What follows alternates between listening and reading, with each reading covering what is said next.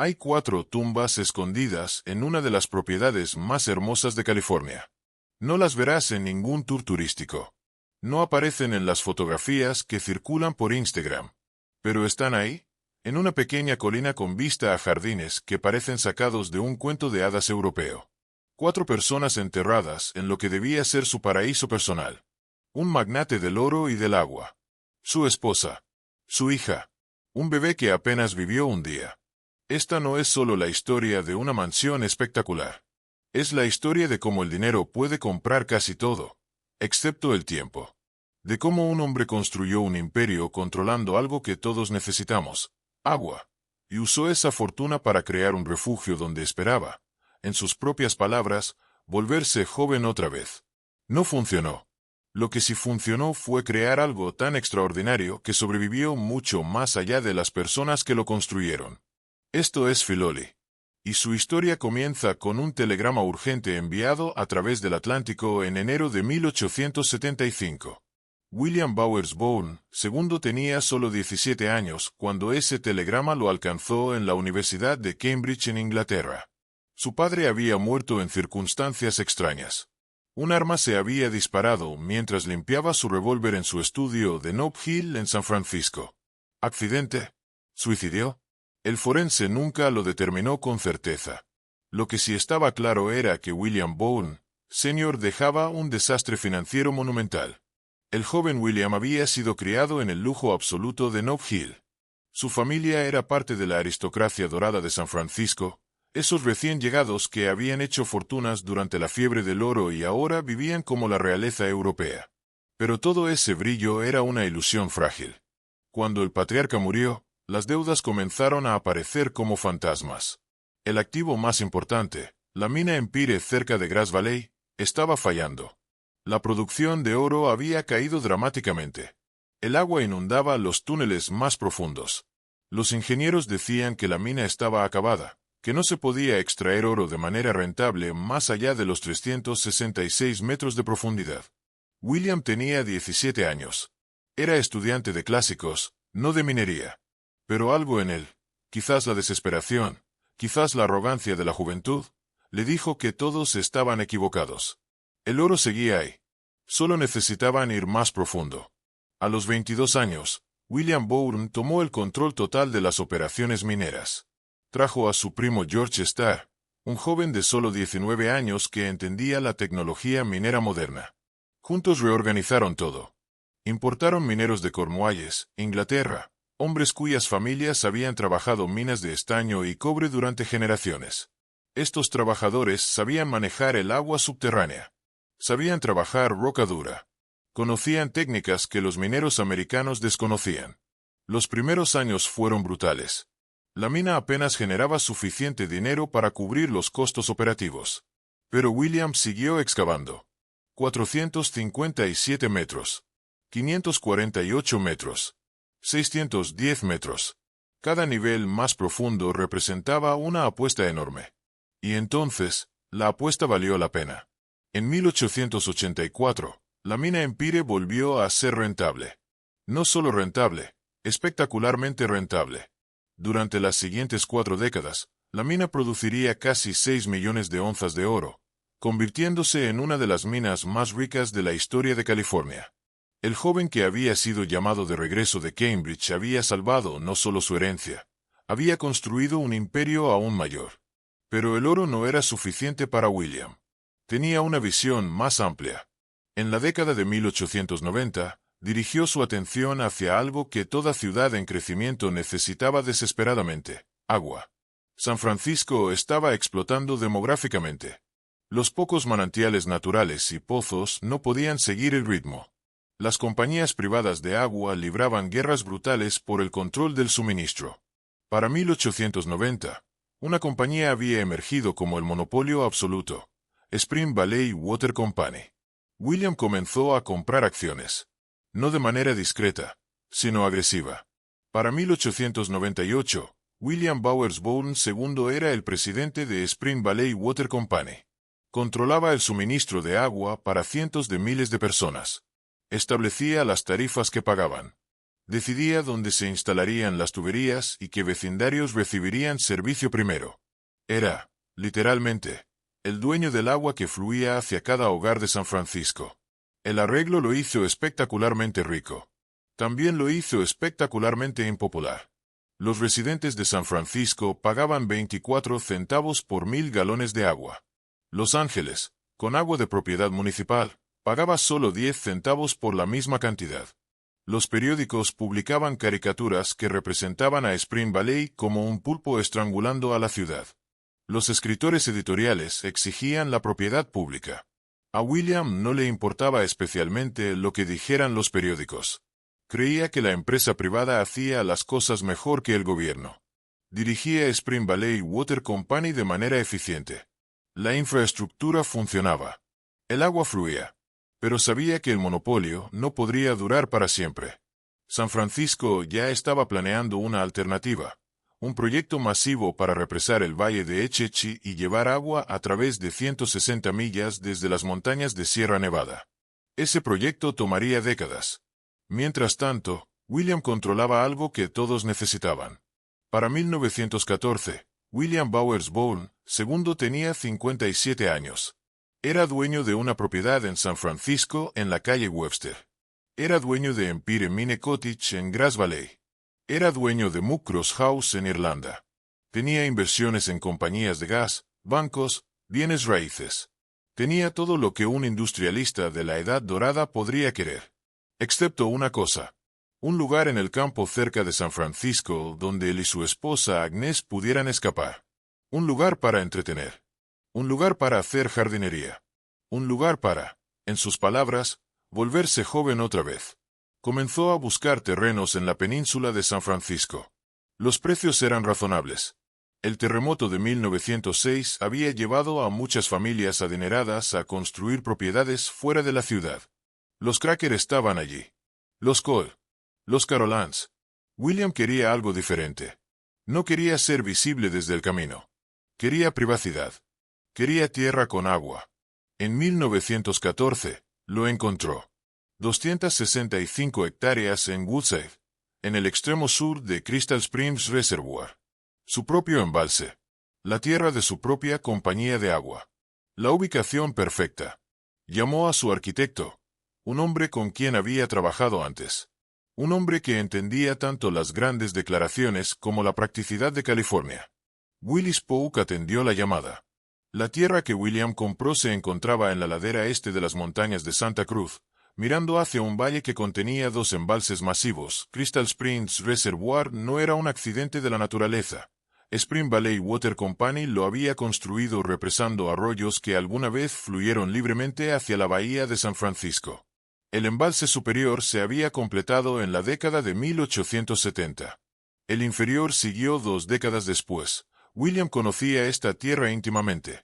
Como presidente de Spring Valley, había pasado años supervisando el sistema de agua. Había caminado por estas laderas. Había estudiado la cuenca hidrográfica. Sabía dónde emergían los manantiales del suelo y cómo se movía el agua por el paisaje. Cuando decidió construir una propiedad rural, no miró Burlingame o Hillsborough, donde otras familias adineradas se estaban agrupando. Miró las propiedades de su propia compañía. El sitio que eligió lo tenía todo. Robles maduros de cientos de años. Manantiales naturales que alimentaban arroyos. Exposición sur para jardines. Vistas hacia los embalses y a través del rango costero. 265 hectáreas de privacidad. También estaba lo suficientemente cerca de San Francisco para que pudiera llegar fácilmente. 48 kilómetros en automóvil. 1 hora de viaje por caminos en mejora. Lo suficientemente lejos para sentir escape. Lo suficientemente cerca para gestionar sus intereses comerciales. El momento importaba. El terremoto y los incendios de 1906 habían devastado San Francisco. La mansión de William en la calle Webster sobrevivió, pero la ciudad ahora se sentía peligrosa, impredecible. El distrito financiero había ardido. Miles estaban sin hogar. La reconstrucción tomaría años. Las familias adineradas que habían vivido exclusivamente en San Francisco comenzaron a construir retiros en el campo. Las propiedades de la península ofrecían algo que la ciudad no podía: estabilidad, espacio y seguridad ante futuros desastres. William tenía 57 años cuando comenzó a comprar las parcelas de Woodside. Su esposa Agnes tenía 53. Su única hija sobreviviente, Maud, ya estaba casada y viviendo en Irlanda en Muckross House, la espectacular propiedad que William había comprado para ella como regalo de bodas. Esta no sería una casa para criar niños. Sería un lugar para la siguiente fase de la vida. Entretener amigos. Organizar actuaciones musicales. Hacer jardinería. Vivir bien. William tenía una filosofía que había desarrollado a lo largo de los años. 3 principios que lo guiaban. Lucha por una causa justa. Ama a tu prójimo. Vive una buena vida. Quería un nombre para su propiedad que capturara esos ideales. Tomando las primeras 2 letras de las palabras clave de su credo, creó un acrónimo. Fi de Fight. Lo de Love. Li de Life. Filoli. El nombre significaba algo solo para aquellos que entendían su origen. Para todos los demás, simplemente sonaba italiano y elegante, lo cual estaba bien. William no estaba construyendo este lugar para explicarse a extraños. El sitio tenía una característica particular que lo fascinaba. Varios arroyos atravesaban la propiedad, incluido uno que marcaba la falla de San Andrés. La falla del terremoto que había devastado San Francisco corría directamente a través de su tierra. La mayoría de la gente habría visto eso como un problema. William lo vio como parte de la geología de California, parte del paisaje. La falla había estado allí durante millones de años y estaría allí durante millones más.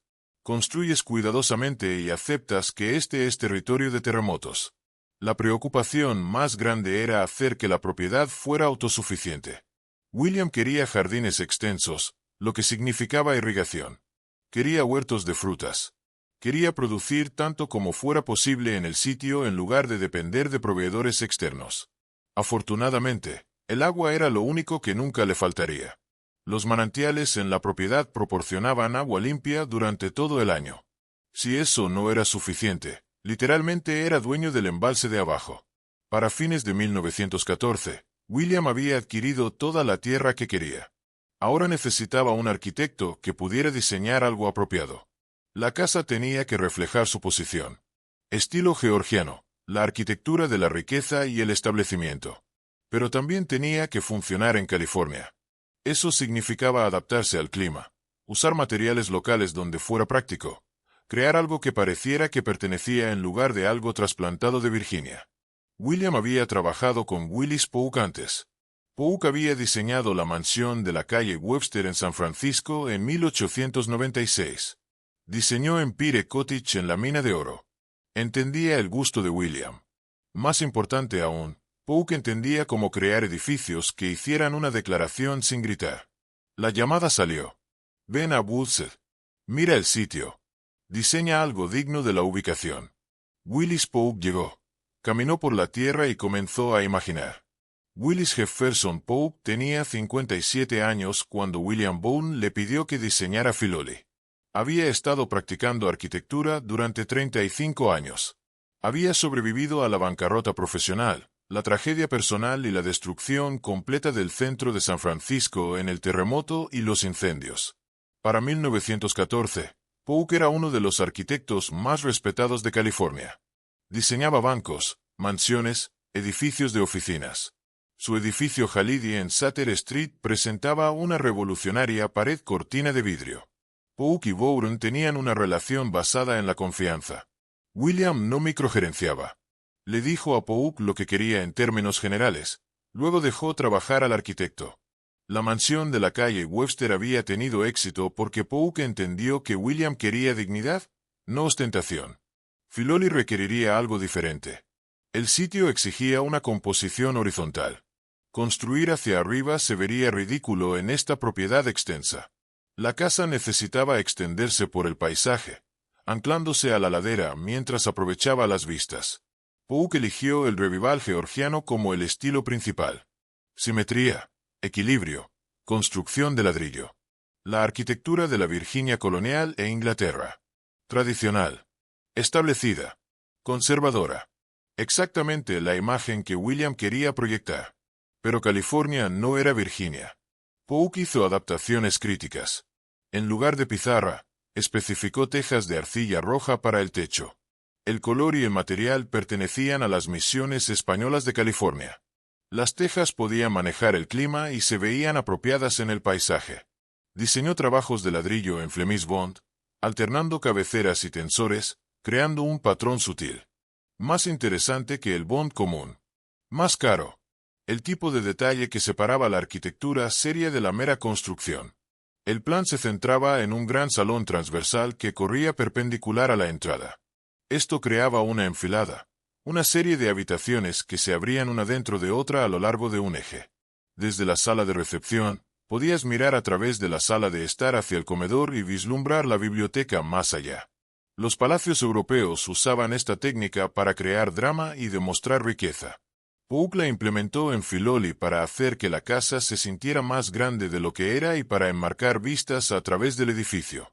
Colocó los principales espacios de entretenimiento, salón de baile, sala de recepción, sala de estar, comedor, en el piso principal. Espacios familiares arriba. Áreas de servicio en el ala sur. Todo organizado lógicamente, pero diseñado para impresionar a los visitantes desde el momento en que entraban. La escala era sustancial. Más de 5,000 metros cuadrados. 56 habitaciones.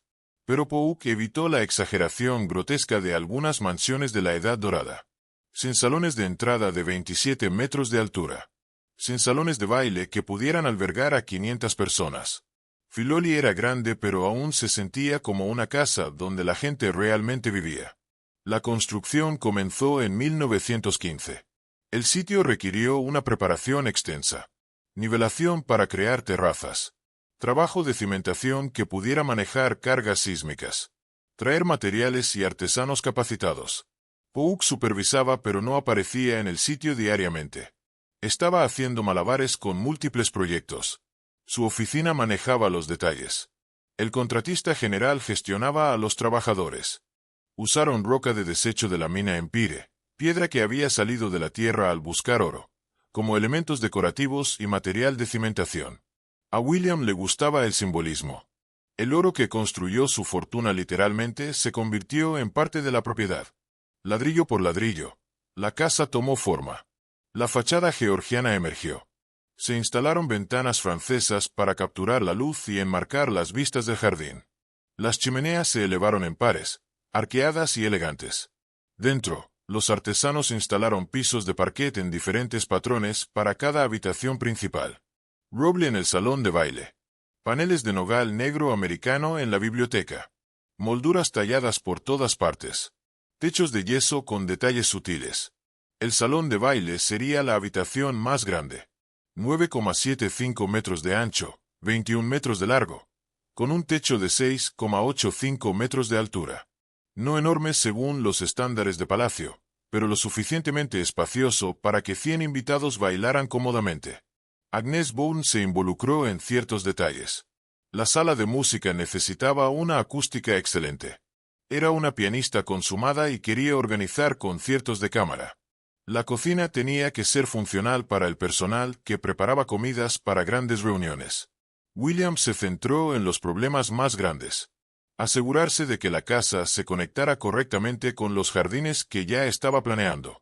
Garantizar que los sistemas de agua funcionaran. Lograr las proporciones correctas. Para 1917, después de 2 años de construcción, Filoli estaba completa. El costo reportado superó los $400,000, equivalente a más de 10 millones hoy, pero aún modesto en comparación con algunas propiedades contemporáneas. East estaba gastando millones construyendo su castillo en San Simeón. La mansión Cracker en Burlingame costó aún más. William había construido algo impresionante sin ser vulgar. Elegancia georgiana adaptada a California. Una casa que parecía que siempre había pertenecido a esta ladera. En septiembre de 1917, William y Agnès se mudaron. Él tenía 60 años. Ella tenía 56. Su hija vivía en Irlanda. Tenían quizás 20 buenos años por delante para disfrutar de lo que habían creado. William se paró en la terraza mirando hacia los embalses en el valle más allá. Su valle. Su agua. Su tierra. Había salvado la mina Empire. Había construido Spring Valley Water Company en una fuerza. Había sobrevivido al terremoto. Había creado esta propiedad. Tenía todo por lo que había trabajado. Tuvo 5 años antes de que llegara el derrame cerebral. Filoli no fue construida para la privacidad. Fue construida para ser vista. En el momento en que entrabas por la puerta principal, entendías quién era William Bourne y lo que había logrado. La sala de recepción te impactaba inmediatamente. 2 pisos de altura, con paneles de nogal y una gran escalera que subía al segundo piso. Este era el espacio donde sucedían las primeras impresiones, donde Agnès saludaría a los invitados que llegaban para cenas o veladas musicales, donde se reuniría la sociedad de San Francisco antes de pasar a otras habitaciones. La enfilada que Pouk había diseñado te permitía ver a través de múltiples habitaciones a la vez. Parado en la sala de recepción, podías mirar directamente a través de la sala de estar y vislumbrar el comedor más allá. Las líneas de visión eran deliberadas. Estabas destinado a querer explorar más. La sala de estar servía como un espacio de transición entre la entrada y el comedor. Las paredes cubiertas de lino le daban una sensación más suave que la sala de recepción con paneles de nogal. Una chimenea de mármol Carrara, deliberadamente subestimada, creaba un área de asientos íntima. Pero el propósito real de la habitación era la circulación. Mover a los invitados de un lugar a otro mientras se mantenía la ilusión de elegancia espontánea. Luego venía el comedor. Paneles de roble teñido oscuro del suelo al techo. Molduras talladas a mano. Una mesa que podía sentar a 24 personas. Aquí es donde William demostraba que había llegado a la cima de la sociedad californiana. Las cenas en Filoli seguían un protocolo estricto. Los invitados se vestían formalmente.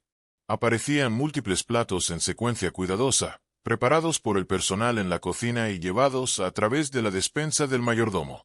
Agnès sentaría a las personas de acuerdo con el estado y la estrategia. ¿Quién necesitaba hablar con quién? ¿Qué relaciones comerciales necesitaban cultivarse? La formalidad de la habitación reforzaba el mensaje. Este era entretenimiento serio, no hospitalidad casual.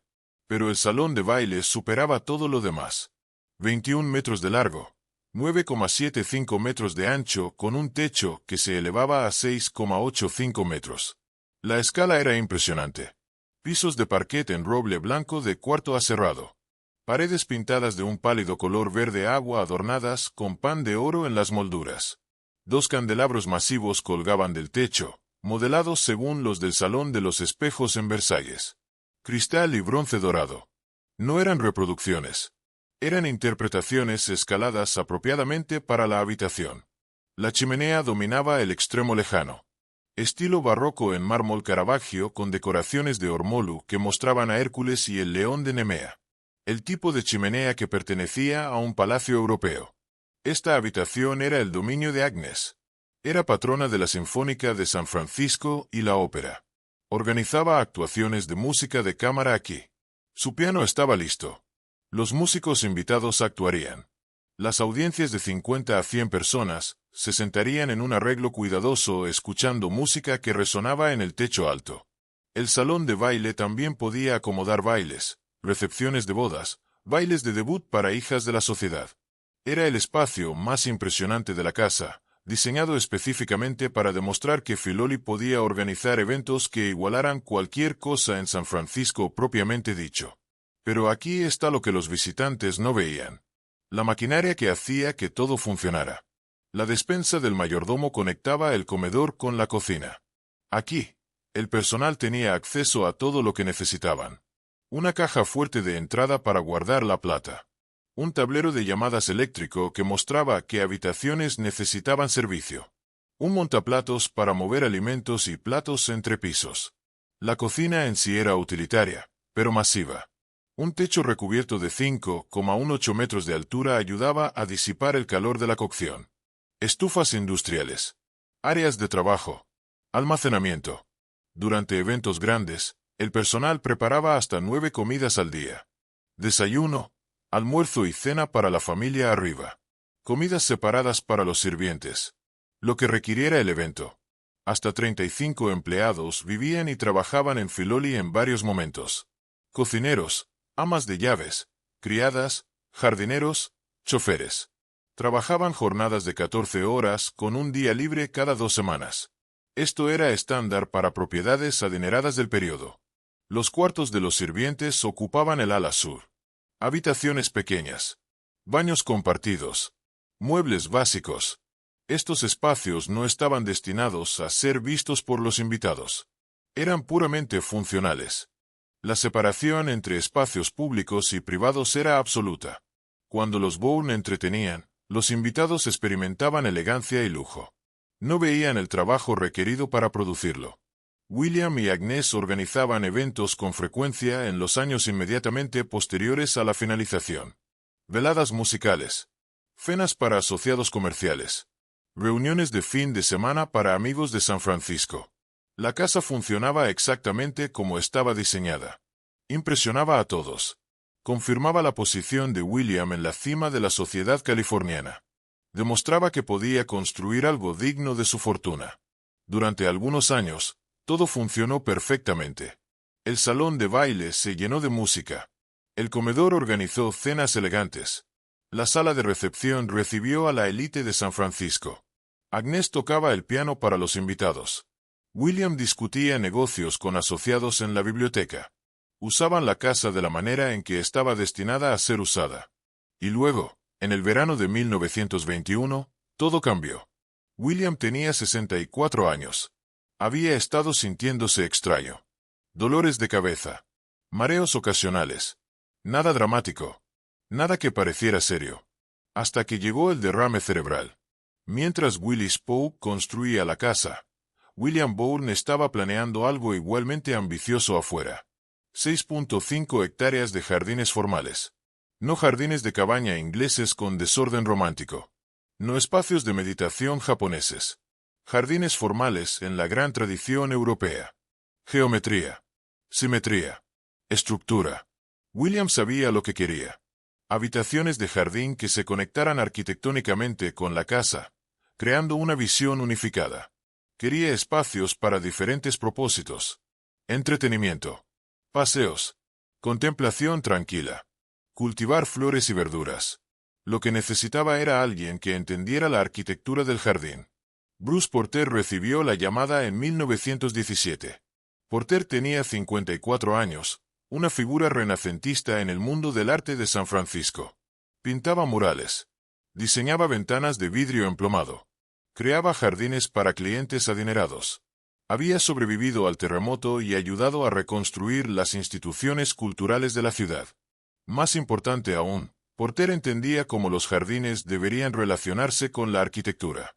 Había estudiado propiedades europeas. Conocía el trabajo de Gertrude Jekyll en Inglaterra. Entendía los principios del Renacimiento italiano. Usar muros, setos y patrones geométricos para crear habitaciones al aire libre. William y Bruce caminaron juntos por la tierra. El sitio tenía una pendiente suave hacia arriba desde la casa hacia las colinas. Perfecto para crear terrazas y cambios de nivel. Las características naturales, robles maduros, afloramientos rocosos, podían incorporarse en lugar de eliminarse. La visión de Porter tomó forma durante meses de planificación. El jardín se extendería hacia el sur desde la casa a lo largo de un eje central. Una serie de espacios cerrados se abrirían uno desde otro, creando progresión y descubrimiento. Los muros de ladrillo definirían algunas áreas. Los setos recortados darían forma a otros. La formalidad sería absoluta. Esto no estaba destinado a verse natural. Estaba destinado a verse controlado. La naturaleza doblada a la voluntad humana y la visión artística. Pero Porter era el arquitecto. Dibujó los huesos del jardín. Alguien más lo haría respirar. Isabella Bourne entró al proyecto en 1917 como horticultora. Tenía 48 años, de una familia establecida de California que había perdido su fortuna en malas inversiones mineras. Ella y sus hermanas habían iniciado un negocio de diseño floral en San Francisco, creando arreglos elaborados para eventos sociales. Bella, todos la llamaban Bella. Tenía el ojo de una artista para el color y la comprensión de una persona de plantas sobre lo que realmente crecería. Había trabajado en jardines por toda el área de la bahía. Los clientes adinerados confiaban completamente en su juicio. En Filoli, el papel de Bella era específico. Elegir cada planta. Coordinar el color estacional. Asegurar que el jardín se viera perfecto durante todo el año. Trabajaba dentro de la estructura de Porter. Él especificaba dónde irían los setos, qué tan altos deberían ser, dónde correrían los caminos. Bella decidía qué especies usar, qué colores aparecerían en qué estaciones, cómo crear el efecto en capas que el jardín necesitaba. La asociación funcionó porque ambos entendían la tarea. Porter proporcionaba la arquitectura. Bella proporcionaba el arte vivo. El trabajo comenzó en 1917 y continuó hasta 1922. Esto no era algo que completaras en una sola temporada. Crear un jardín maduro requería tiempo. El primer espacio importante que los visitantes encontraban después de salir de la casa era el jardín hundido. Porter lo diseñó como un espacio rectangular hundido debajo del grado circundante con una piscina reflectante en el centro. La piscina medía más de 30,000 litros. Suficientemente sustancial para crear reflejos reales. Para sentirse como una característica de agua significativa. Estaba revestida para evitar filtraciones. Se plantaron nenúfares, variedades tanto tropicales como resistentes que florecían en diferentes momentos. Bella flanqueó la piscina con paneles de césped y plantó olivos gemelos. Los setos de tejo japonés encerraban todo el espacio, recortados en formas geométricas perfectas. El jardín hundido hacía una declaración. Controlamos el agua. En California, donde el agua significaba poder y el agua significaba riqueza, una piscina ornamental de más de 30,000 litros era puro lujo. William cobraba a los residentes de San Francisco por galón. Aquí en Filoli, el agua existía para la belleza. Desde el jardín hundido, el eje continuaba hacia arriba a través de una serie de recintos amurallados. El lugar alto. El jardín del bosque. El jardín de rosas. Cada espacio tenía su propio carácter, su propio propósito, pero todos conectados a través del marco arquitectónico de Porter. Los muros de ladrillo eran cruciales. Creaban microclimas. Protegían las plantas del viento. Proporcionaban estructura para árboles frutales en espaldera. También evitaban que los visitantes vieran todo el jardín de una vez. Descubrías cada espacio moviéndote a través de él. Porter diseñó un bowling green, un césped perfectamente plano para jugar al bowling sobre césped, el juego inglés que William disfrutaba. Setos recortados lo rodeaban. Sin flores aquí. Solo precisión geométrica. Creó un jardín amurallado dividido en secciones como un gigante edredón de jardín. Bella llenó estas secciones con exhibiciones estacionales que cambiaban durante todo el año. Tulipanes y narcisos en primavera. Rosas y salvias en verano. Crisantemos en otoño. Los colores rotaban pero la estructura permanecía constante. Una de las solicitudes específicas de William fue incorporar tejos irlandeses en Filoli. Estos árboles de hoja perenne columnares crecían verticalmente, creando elementos arquitectónicos vivos. William había comprado Muckross House en Irlanda para su hija y la propiedad allí tenía tejos espectaculares. Bella organizó que se tomaran esquejes en Muckross, se cultivaran en Empire Mine Cottage en Grass Valley, luego se transportaran a Filoli. 210 tejos irlandeses eventualmente bordearon los caminos y crearon alamedas por todo el jardín. Cada vez que William caminaba por estos senderos, vería plantas que conectaban Filoli con la propiedad de su hija en Irlanda. Un vínculo vivo a través de un océano. Los jardines requerían mantenimiento constante. Los setos necesitaban recorte para mantener su geometría.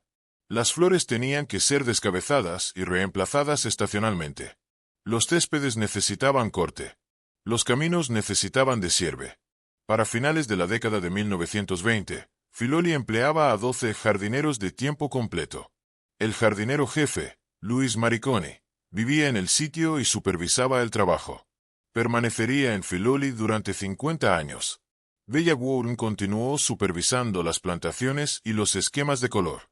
Visitaba regularmente, haciendo ajustes, ordenando nuevas plantas, asegurando que todo cumpliera con sus estándares. El jardín que surgió de esta colaboración era diferente a cualquier otra cosa en California. Combinaba estructura renacentista italiana con tradiciones de plantación inglesas y plantas californianas. Se veía tanto antiguo como contemporáneo. Se sentía europeo pero pertenecía completamente a este paisaje. Para 1922, los huesos estaban en su lugar. El jardín todavía era joven. Los setos necesitaban años para madurar completamente. Los árboles necesitaban tiempo para crecer. Pero la visión era clara. William podía pararse en la parte superior del jardín, mirando hacia abajo más allá de las terrazas y muros y setos hacia la casa, con Crystal Springs Reservoir brillando en la distancia. Había creado lo que se propuso crear. Un lugar de belleza. Un lugar para volverse joven. Excepto que estaba sentado en una silla de ruedas. El derrame cerebral había llegado el verano anterior. William Bowers Bourne II nunca volvería a caminar por sus jardines. Maud Bourne nació en 1883. La segunda hija y única hija que sobrevivió a la infancia. Un hermano mayor había muerto al día de edad. Por el resto de su vida, Maud sería el centro de atención de sus padres. Creció en la mansión de la calle Webster en San Francisco, educada por tutores privados, entrenada en música, arte y lenguas. Todo lo esperado de una hija adinerada. Su padre estaba ocupado construyendo la fortuna de la mina Empire. Su madre estaba activa en la sociedad de San Francisco y las artes. Para 1910, Maud tenía 26 años, peligrosamente cerca de ser considerada solterona por los estándares de la época. Necesitaba casarse, y casarse bien. Esa primavera conoció a Arthur Rose Vincent. Arthur era del condado de Clare, Irlanda. Su familia tenía conexiones pero dinero limitado. La situación común para la nobleza irlandesa a principios del siglo XX. Las grandes propiedades requerían mantenimiento constante. Las rentas agrícolas estaban cayendo. Muchas familias irlandesas eran pobres de tierras. Arthur tenía 44 años, 18 años mayor que Maud. Había estado casado antes. Su primera esposa había muerto. El cortejo avanzó rápidamente. William y Agnes agradaban lo suficiente a Arthur. Más importante, querían a Maud establecida. La boda tuvo lugar en marzo de 1910 en la iglesia de San Dominique en San Francisco. Fue un gran evento social. Los Bourne no escatimaron gastos. Como regalo de bodas, William hizo algo extraordinario. Compró toda una propiedad irlandesa. Muckross House se encontraba en las orillas del lago Muckross en el condado de Kerry, Irlanda. La casa en sí había sido construida en la década de 1840, una sustancial mansión victoriana de estilo Tudor. La propiedad cubría más de 4,000 hectáreas de paisaje espectacular. Montañas, lagos, bosques antiguos. Era exactamente el tipo de propiedad que la familia de Arthur habría poseído generaciones antes, pero ya no podía permitirse mantener. William la compró directamente y la escrituró a Maud y Arthur. El precio nunca se divulgó públicamente, pero la compra fue noticia internacional. Un millonario minero estadounidense había comprado un pedazo de Irlanda para su hija. William también prometió pagar los costos anuales de administrar Muckross, aproximadamente $65,000 al año, más un subsidio adicional de $25,000 para los gastos personales de Maud y Arthur, equivalente a varios millones hoy. Maud no tendría un título. Arthur no era nobleza, pero vivirían como la aristocracia irlandesa. La joven pareja se mudó a Muckross. Se asentaron en la vida de la propiedad. Arthur gestionaba la propiedad. Maud se involucró en asuntos de la comunidad local. En 1911, Maud fue presentada en la Corte de St. James, una introducción formal a la realeza británica que confirmaba su elevado estatus social. Para William, la conexión irlandesa significaba algo más allá de asegurar el futuro de su hija. Muckross House se convirtió en un modelo para lo que quería en Filoli. Los jardines de la propiedad en Muckross presentaban tejos antiguos y masivos que habían estado creciendo durante décadas.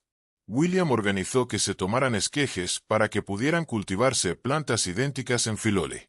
Visitó Muckross varias veces en los años posteriores al matrimonio de Maud. Caminó por los terrenos. Vio cómo funcionaba una propiedad establecida. Trajo esas ideas de vuelta a California. Pero luego llegó el derrame cerebral en 1921. William se despertó una mañana en Filoli sintiéndose mal. Entumecimiento en la cara. Dificultad para hablar. Agnes llamó a los médicos inmediatamente. El derrame fue grave. A los 64 años, el cuerpo de William lo había traicionado. Sobrevivió, Pero el daño fue permanente. Su lado izquierdo estaba parcialmente paralizado. Necesitaba una silla de ruedas. Su habla estaba afectada, aunque su mente permanecía aguda. Nunca volvería a viajar a Irlanda. Para un hombre que había pasado su vida en movimiento, gestionando minas, supervisando sistemas de agua, construyendo propiedades, el confinamiento a una silla de ruedas era devastador.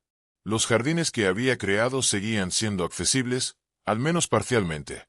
El personal lo llevaría en silla de ruedas a puntos de vista. Pero la libertad de explorar se había ido. William extrañaba Muckross. Extrañaba caminar por esos jardines irlandeses. Extrañaba ver a su hija. En 1921, encargó a Ernest Peixoto que pintara una serie de murales para el salón de baile de Filoli. Peixoto era un conocido pintor estadounidense de 50 años que había trabajado extensamente en Europa. Había pintado murales para otras propiedades de California. Entendía lo que William quería. Lienzos a gran escala que representaban Muckross House y su paisaje circundante. Peixoto creó las pinturas en su estudio de San Francisco, trabajando a partir de fotografías y descripciones. Pintó escenas atmosféricas irlandesas. Montañas envueltas en niebla. Lagos reflejando cielos grises. La casa en sí enclavada en el paisaje. Los lienzos terminados eran enormes. Se instalaron en el salón de baile en 1921, cubriendo grandes secciones de las paredes. Ahora William podía sentarse en su salón de baile y mirar a Irlanda. No podía viajar allí, pero podía verla.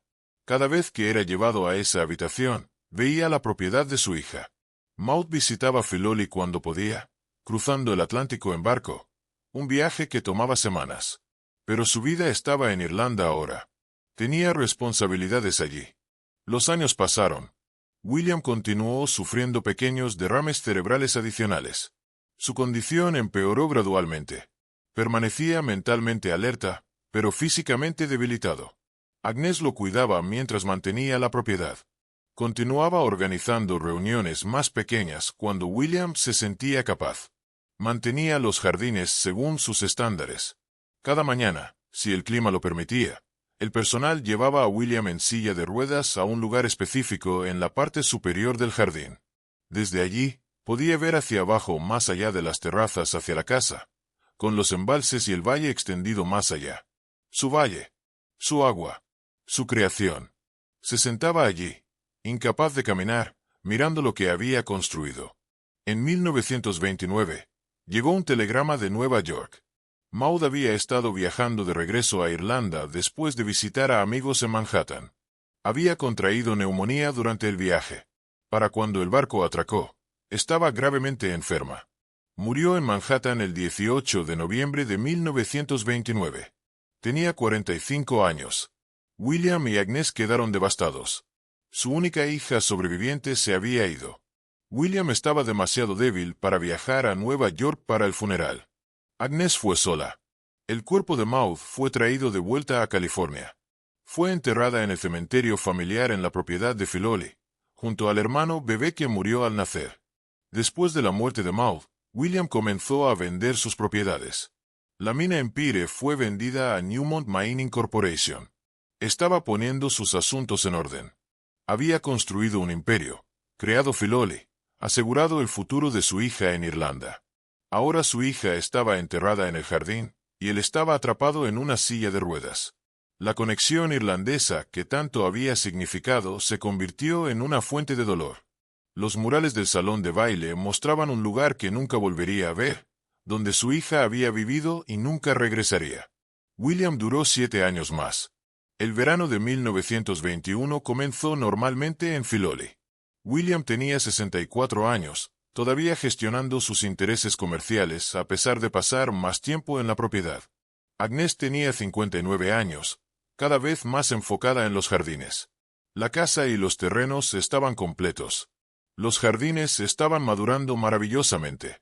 Entonces una mañana, William no podía levantarse de la cama correctamente. Su lado izquierdo no respondía correctamente. Su cara se sentía extraña. Cuando intentó hablar, las palabras salieron arrastradas. Agnes llamó inmediatamente a médicos de San Francisco. El diagnóstico fue claro. Derrame cerebral.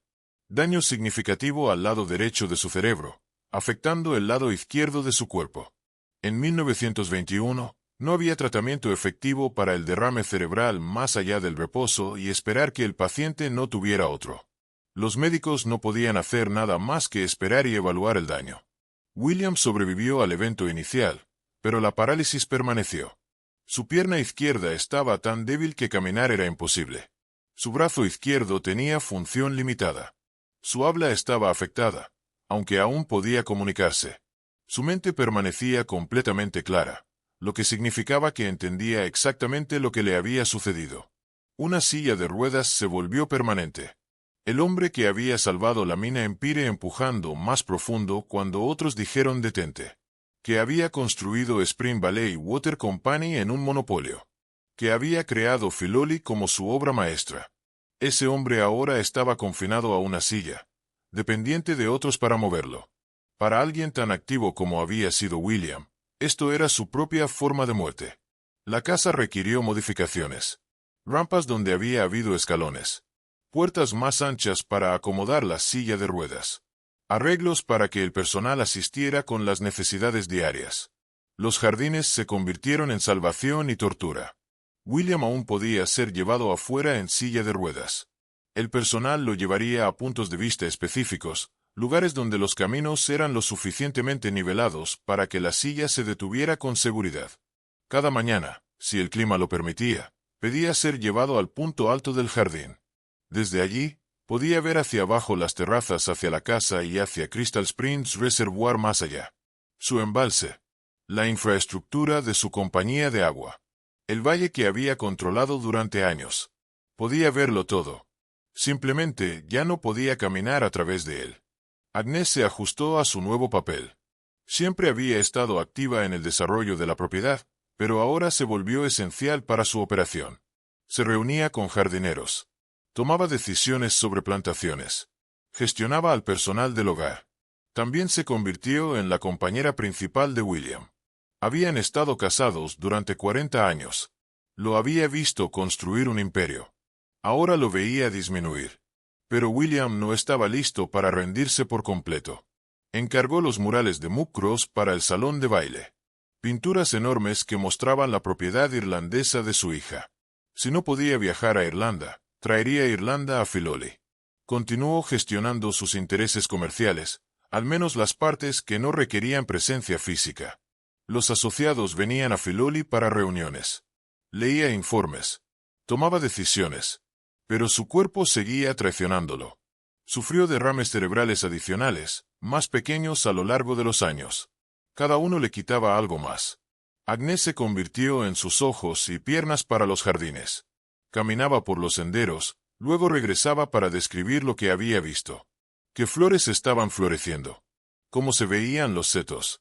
Si los jardineros estaban manteniendo los estándares que William exigía. También asumió los aspectos sociales de la propiedad. William ya no podía organizar grandes reuniones, pero Agnes podía invitar a grupos más pequeños. Organizaba tardes musicales. Organizaba fiestas en el jardín donde los invitados podían admirar lo que William había creado. Los jardines de la propiedad se habían vuelto localmente famosos. Los clubes de jardinería de San Francisco solicitaban permiso para visitar. Agnes controlaba cuidadosamente estas visitas, permitiendo que grupos selectos hicieran recorridos, pero manteniendo la privacidad. Estaba protegiendo lo que William había construido mientras él se sentaba en su silla de ruedas, incapaz de disfrutarlo plenamente. Para mediados de la década de 1920, la condición de William se había estabilizado en un nuevo nivel disminuido. Podía sentarse, podía comunicarse, podía ser llevado en silla de ruedas a puntos de vista, pero nunca volvería a caminar. El personal desarrolló rutinas en torno a sus necesidades. Viaje matutino en silla de ruedas al punto de vista del jardín. Descanso por la tarde. Tiempo por la noche en la biblioteca o el salón de baile, dependiendo de si Agnes estaba organizando algo. El hombre que había controlado tanto ahora controlaba muy poco. No podía elegir cuándo moverse de habitación en habitación sin asistencia. No podía caminar por su propio jardín. No podía viajar para ver a su hija en Irlanda. Lo que podía hacer era observar. Observar cómo maduraban los jardines. Observar a Agnes gestionar la propiedad. Observar su imperio empresarial continuar operando bajo nueva gestión. En 1929, llegó el telegrama sobre Maud. William tenía 72 años, confinado a una silla de ruedas, cuando se enteró de que su única hija sobreviviente había muerto de neumonía en Manhattan. Demasiado débil para viajar a Nueva York. Incapaz de asistir a su funeral. Agnes fue sola. Luego regresó con el cuerpo de Maud para el entierro en Filoli. Después de eso, algo cambió en William. Comenzó sistemáticamente a deshacerse de sus propiedades. La mina en Pires se vendió. Las negociaciones de Spring Valley Water Company se aceleraron. La ciudad la compraría al año siguiente por $41 millones. Se estaba preparando para el final. Agnes entendía. Había estado viendo a su esposo morir lentamente durante 8 años.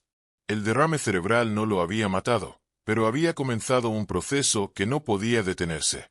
El personal continuaba llevando a William en silla de ruedas a su lugar de observación cada mañana.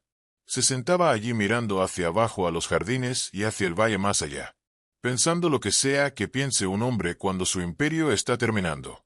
Agnes venía a buscarlo después de un rato. Se sentaban juntos en silencio. 49 años de matrimonio.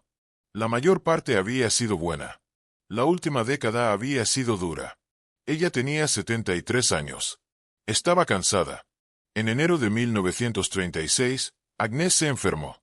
Los detalles no están claros en los registros. Posiblemente neumonía. Posiblemente insuficiencia cardíaca. A los 75 años, su cuerpo simplemente se rindió. Murió el 20 de enero de 1936. William ahora estaba solo en Filoli. Su hija estaba enterrada en el jardín. Su esposa de 54 años se había ido. Tenía 78 años, confinado a una silla de ruedas en una mansión de 56 habitaciones que apenas podía navegar. Duró 6 meses. El 5 de julio de 1936, William Bowers Bourne II murió en Filoli. La causa oficial fue listada como complicaciones de su parálisis a largo plazo y múltiples derrames cerebrales. Fue enterrado en el cementerio familiar en la propiedad junto a Agnes y Maud. 4 miembros de la familia Bourne están en ese cementerio. William, Agnes, Maud, y el hijo bebé que murió en 1882, cuyo cuerpo había sido trasladado a Filoli desde su lugar de entierro original. La propiedad que William construyó para volverse joven se había convertido en el lugar donde terminó su familia. La propiedad de Filoli salió al mercado en 1937. No había herederos directos. Maud estaba muerta. Ella y Arthur Vincent no tuvieron hijos. Los hermanos de William tenían sus propias vidas y familias. Nadie en la familia Bourne inmediata quería asumir una propiedad de 265 hectáreas que requería enormes costos de mantenimiento. La propiedad necesitaba un tipo específico de comprador. Alguien lo suficientemente adinerado para pagar tanto el precio de compra como los gastos operativos anuales. Alguien que entendiera lo que representaba Filoli y lo mantendría adecuadamente. El precio nunca se divulgó públicamente. Las transacciones inmobiliarias de esta magnitud se manejaban discretamente. Varios compradores potenciales miraron la propiedad. La mayoría decidió que era demasiado. Demasiado grande. Demasiado caro de operar. Demasiado aislado a pesar de estar a solo 48 kilómetros de San Francisco. Una pareja vio algo diferente. William Perrott y Lurline Matson Roth visitaron Filoli en 1937. Lurline era la hija del capitán William Matson, fundador de Matson Navigation Company. La compañía operaba los famosos barcos blancos que navegaban entre San Francisco y Hawái. Para el momento de su muerte en 1917, el capitán Matson había construido una de las líneas navieras más exitosas del Pacífico. Lurline heredó una fortuna sustancial. Su esposo, William, conocido como Bill, se convirtió en presidente de Matson Navigation. Juntos, representaban otra generación de riqueza californiana. Ya tenían propiedades. Tenían una casa en San Francisco. Pero Filoli ofrecía algo único. Lurline miró los jardines y vio potencial.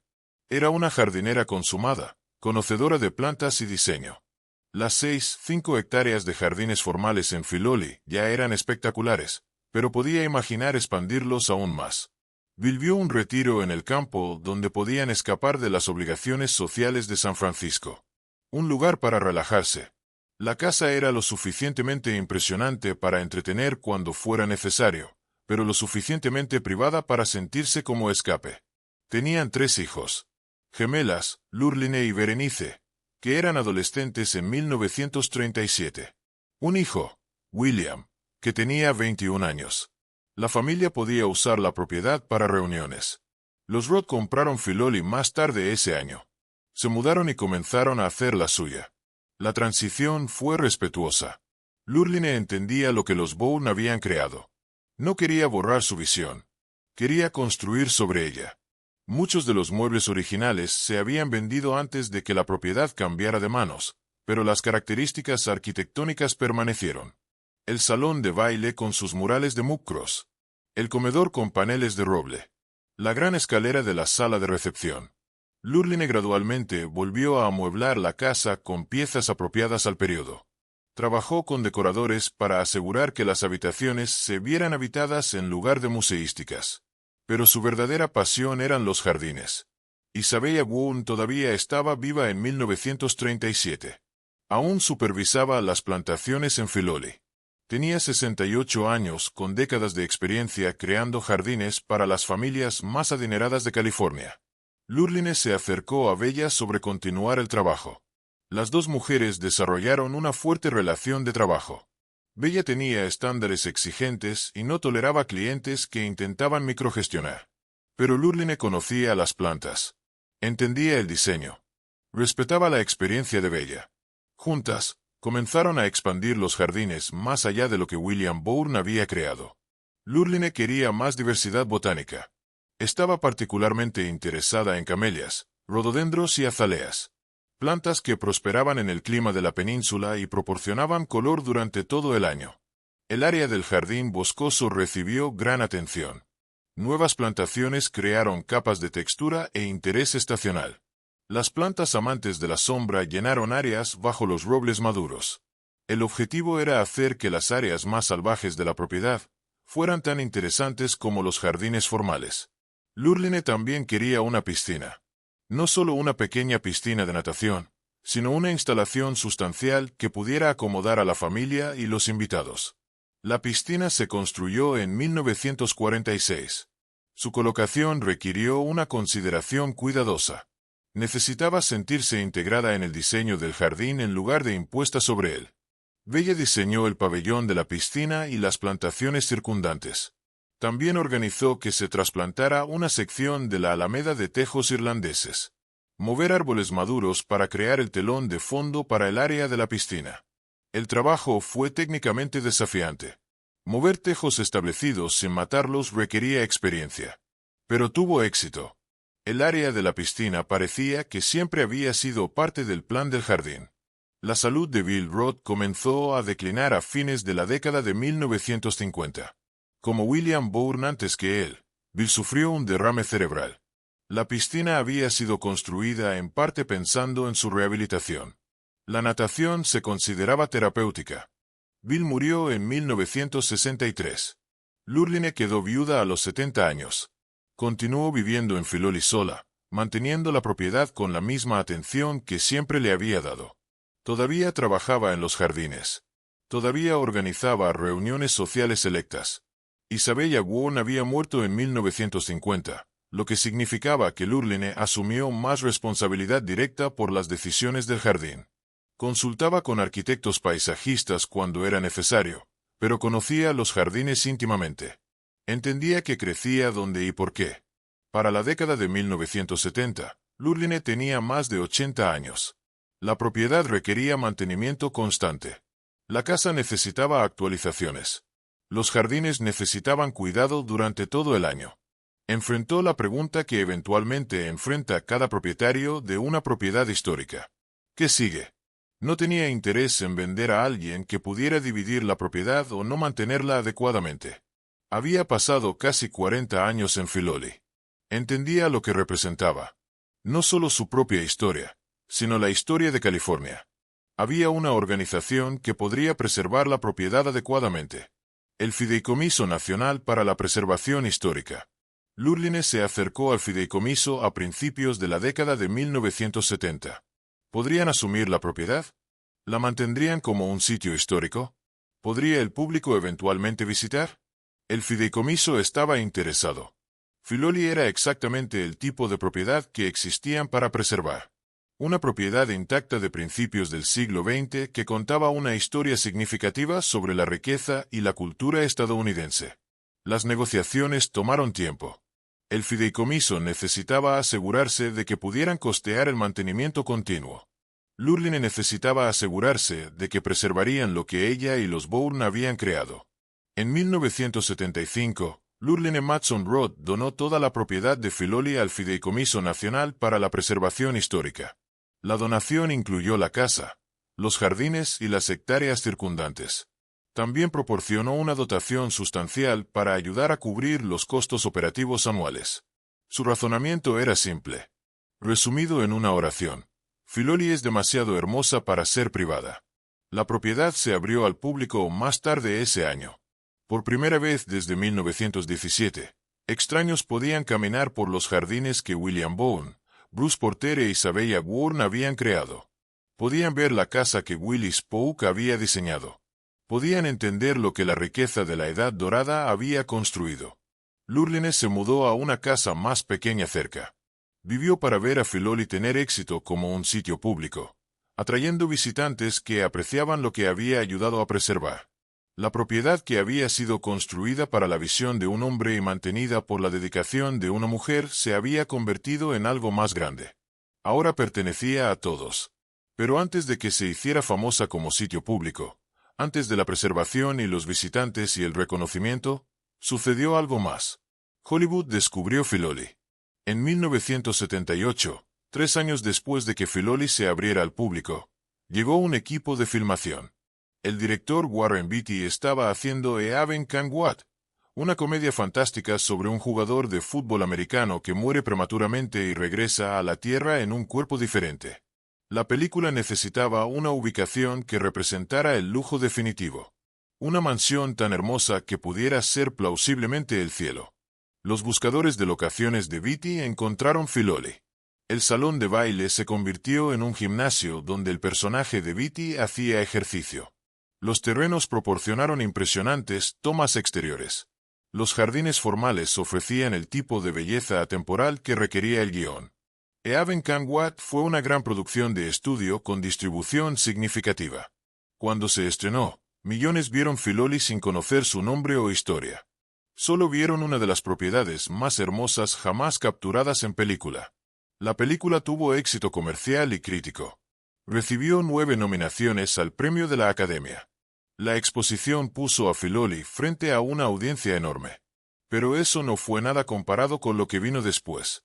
En 1981, la televisora ABC lanzó Dynasty, una telenovela de horario estelar sobre la adinerada familia Carrington y su imperio petrolero en Denver, Colorado. El programa necesitaba tomas de establecimiento que mostraran la mansión Carrington. Algo grandioso. Algo que gritara riqueza y poder. Eligieron Filoli para las tomas aéreas. Cada episodio de Dynasty abría de la misma manera. Cámaras de helicópteros sobrevolando una propiedad espectacular. Los jardines formales. La mansión georgiana. La personificación perfecta del lujo de la Edad Dorada. El programa nunca filmó interiores en Filoli. Esos se recrearon en estudios de sonido en Los Ángeles. Pero las tomas exteriores eran inconfundiblemente Filoli. Dynasty se convirtió en un éxito masivo. En su apogeo, más de 20 millones de personas veían cada episodio. El programa duró 9 temporadas, desde 1981 hasta 1989. Casi 200 episodios. Lo que significaba que Filoli apareció en 200 secuencias de apertura vistas por millones de espectadores en todo el mundo. El efecto fue extraño. El programa supuestamente estaba ambientado en Denver. La mansión se llamaba Carrington Estate. Pero los espectadores observadores reconocían la ubicación. Los clubes de jardinería lo sabían. Los entusiastas de la arquitectura lo sabían. Los residentes del norte de California definitivamente lo sabían. Filoli se hizo famosa sin que la mayoría de los espectadores supieran lo que estaban mirando. La exposición tuvo efectos prácticos. El turismo aumentó drásticamente. Las personas que habían visto Dynasty querían visitar la ubicación real. Los turistas asiáticos en particular se convirtieron en visitantes significativos. El programa había sido popular internacionalmente. El Fideicomiso Nacional capitalizó esto cuidadosamente. No anunciaban Filoli como la mansión de Dynasty, pero tampoco lo ocultaban. Los guías turísticos mencionaban la conexión. Los artículos de la tienda de regalos referenciaban el programa sutilmente. Otras producciones siguieron. The Joy-Luck Club filmó escenas allí en 1993. Programas de televisión la usaron para tomas de locación. Los comerciales presentaban los jardines. Pero Dynasty siguió siendo la referencia cultural principal. Para toda una generación, Filoli era esa casa de Dynasty, incluso si no sabían su nombre real. La familia Bourne ya se había ido para entonces. William y Agnes estaban enterrados en la propiedad, invisibles para los turistas.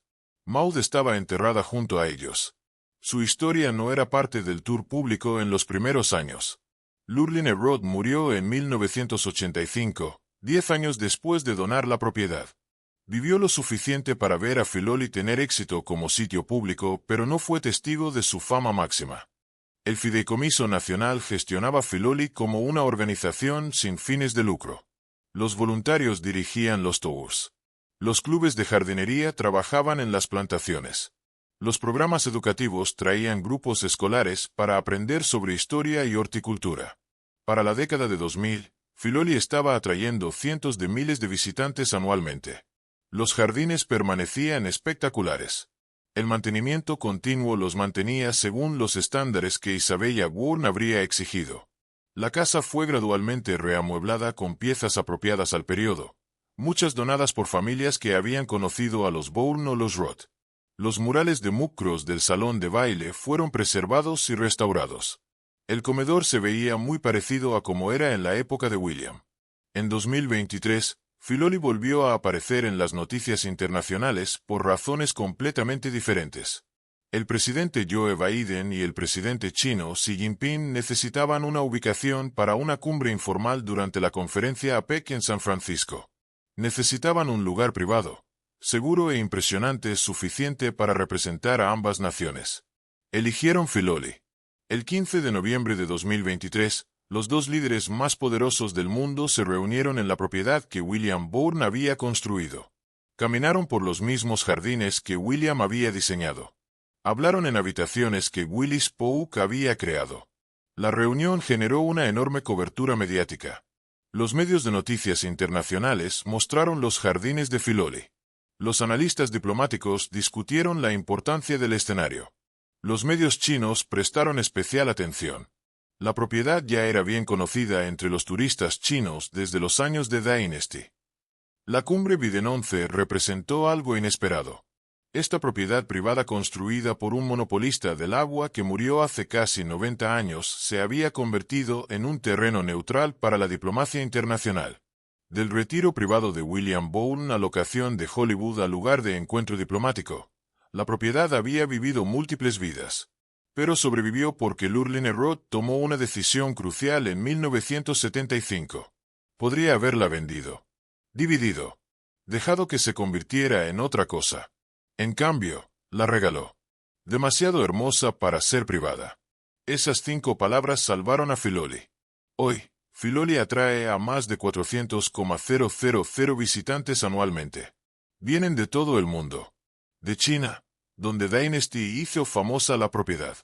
De todo Estados Unidos, donde los entusiastas de los jardines la conocen por reputación. De San Francisco, donde las familias hacen visitas repetidas para ver los cambios estacionales. Los jardines florecen durante todo el año. En primavera, 75,000 bulbos crean olas de color. Narcisos, tulipanes, jacintos. En verano, las rosas explotan en el jardín amurallado mientras salvias y cinias llenan los canteros.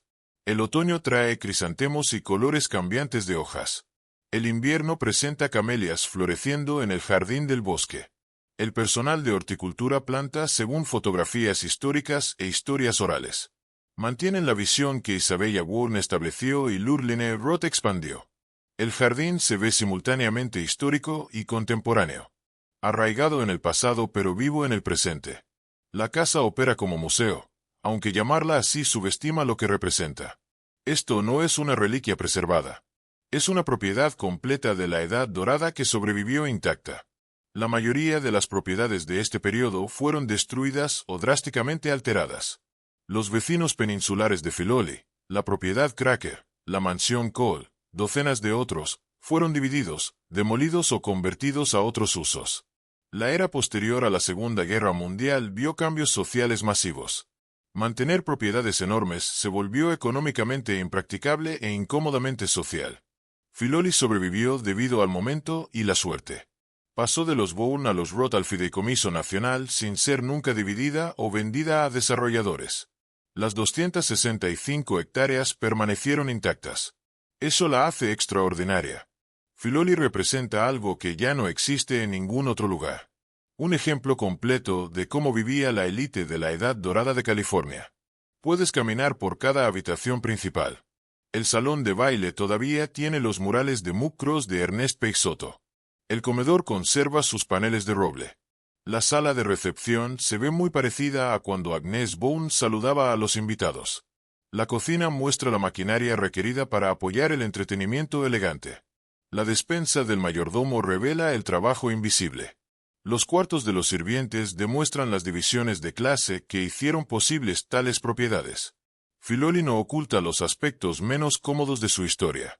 La interpretación moderna reconoce que este estilo de vida dependía de trabajadores de bajos salarios, que el monopolio del agua de William Bourne perjudicó a los sanfranciscanos ordinarios, que la riqueza de la Edad Dorada vino tanto de la explotación como de la innovación, pero también preserva belleza que de otro modo se perdería. Los jardines que Bruce Porter diseñó todavía están aquí. Los detalles arquitectónicos que Willis Polk especificó permanecen visibles. La visión que William y Agnes Bourne tenían para este lugar todavía puede entenderse. La propiedad se encuentra en tierras que fueron el hogar del pueblo Ramaitu-Solone durante miles de años antes del asentamiento europeo. La interpretación reciente ha comenzado a reconocer esta historia. El centro interpretativo Lamchin trabaja con descendientes de Ramaitu-Solone para contar una historia más completa. La falla de San Andrés atraviesa directamente la propiedad. Un puente en el sendero natural marca donde cruces de la placa tectónica norteamericana a la placa del Pacífico. La falla del terremoto que devastó San Francisco en 1906 pasa bajo los jardines de Filoli. William Bourne construyó aquí de todos modos. Entendía los riesgos. California siempre ha sido territorio de terremotos. Construyes cuidadosamente y aceptas la realidad. La mayor preocupación es el mantenimiento continuo. Las 5 hectáreas de jardines formales no se mantienen solas. La casa necesita trabajo de preservación continuo. Los edificios históricos tienen necesidades únicas. No puedes simplemente reemplazar cosas con equivalentes modernos. El Fideicomiso Nacional opera Filoli como una organización sin fines de lucro autosuficiente. Las tarifas de admisión, membresías y donaciones cubren la mayoría de los costos operativos. La dotación de Lurline Roth ayuda, pero no cubre todo. Esto crea una dinámica interesante.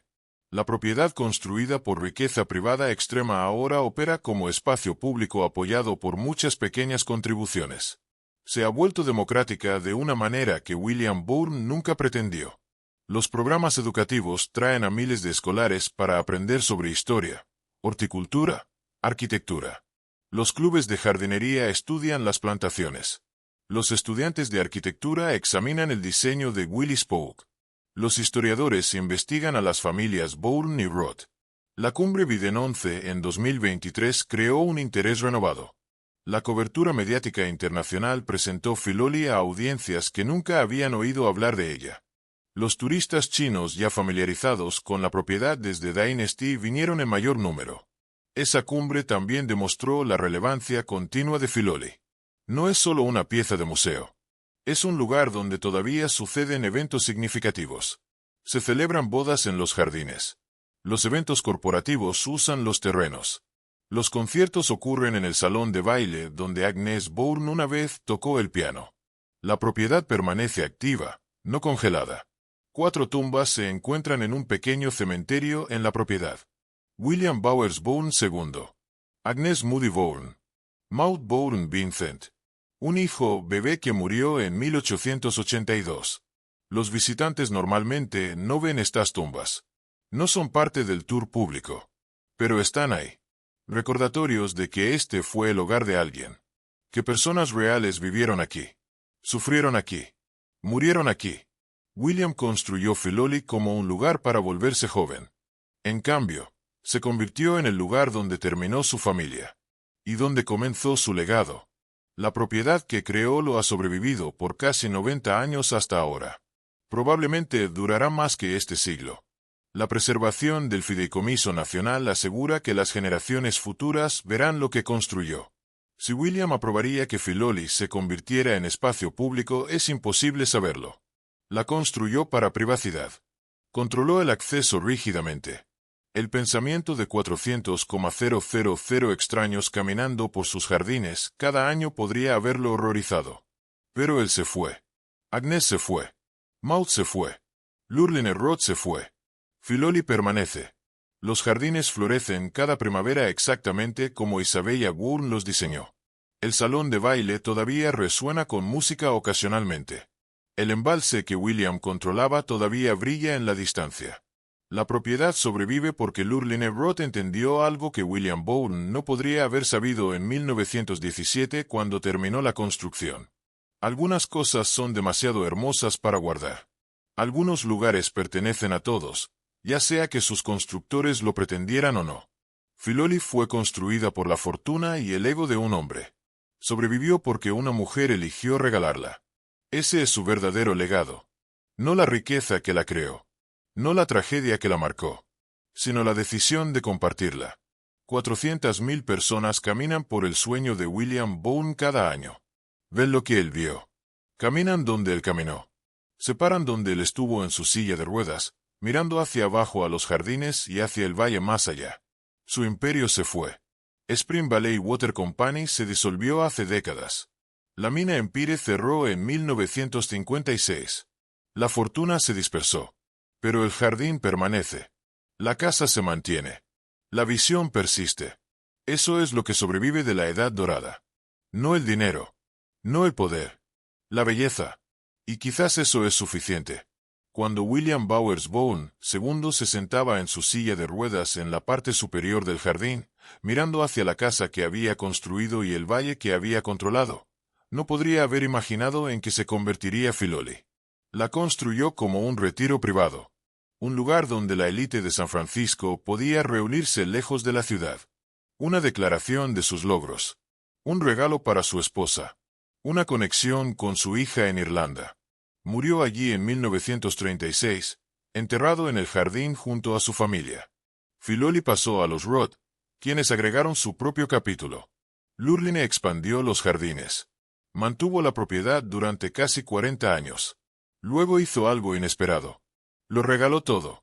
Hoy, Filoli se mantiene como la última propiedad intacta de la Edad Dorada de California en la península de San Francisco.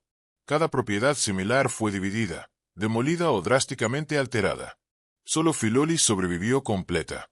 Los jardines que Bruce Porter diseñó e Isabella Bourne plantó todavía florecen según su visión.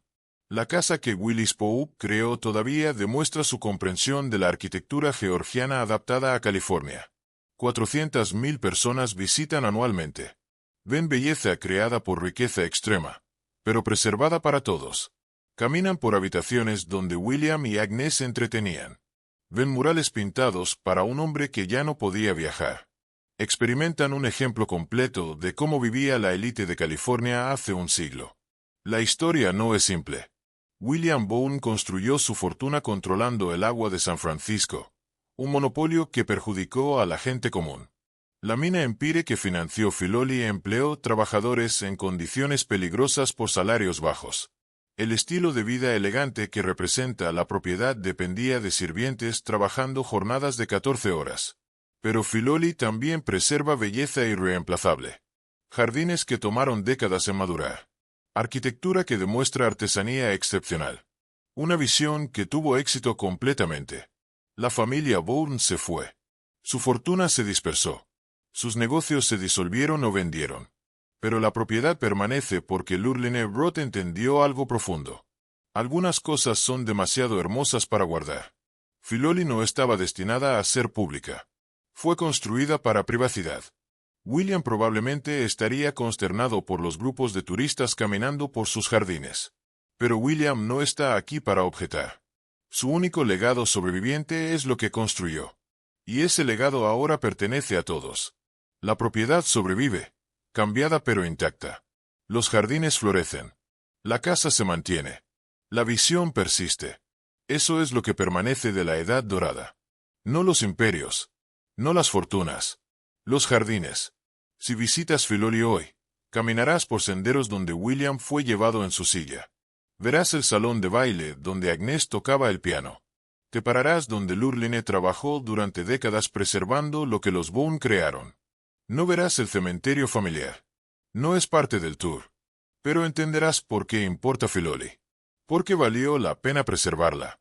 ¿Por qué 400,000 personas vienen cada año a ver jardines y una mansión construidos por un monopolista del agua que murió hace casi 90 años? Porque la belleza trasciende sus orígenes. Porque los lugares pueden significar más de lo que sus constructores pretendieron.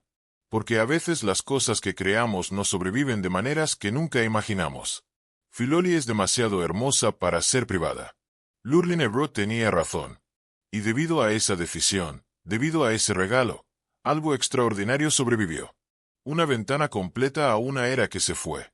Un testimonio de lo que puede crearse cuando la riqueza se encuentra con la visión. Un recordatorio de que incluso los imperios terminan, pero la belleza puede perdurar. Las 4 tumbas en la colina cuentan su propia historia. Un hombre que controló el agua de una ciudad. Una mujer que amó la música y los jardines. Una hija que murió demasiado joven. Un bebé que nunca tuvo la oportunidad de vivir. Construyeron algo. Crearon algo. Sufrieron algo. Y lo que dejaron atrás se convirtió en más grande que todos ellos. Esa es la historia real de Filoli. No solo los jardines espectaculares o la arquitectura impresionante, sino el viaje de privado a público. De exclusivo a compartido. De un sueño de un hombre a un tesoro para todos. William Bourne quería un lugar para volverse joven. No funcionó para él. Pero funcionó para Filoli. La propiedad sigue siendo joven. Sigue siendo hermosa. Sigue siendo relevante. Porque alguien entendió que algunas cosas son demasiado hermosas para guardar. Y si alguna vez visitas, cuando camines por esos jardines perfectamente mantenidos y mires esa mansión georgiana brillando bajo el sol de California, recuerda esto. Estás parado en el sueño de alguien. Un sueño que terminó en 4 tumbas. Pero también un sueño que se convirtió en realidad para millones. Esa es la paradoja de Filoli. Construida para escape. Preservada para compartir. Destinada a uno. Disfrutada por todos. Y en algún lugar, en una pequeña colina que los turistas no ven, 4 personas descansan en el paraíso que ayudaron a crear. Esperando. Observando. Mientras su legado florece estación tras estación, año tras año, generación tras generación.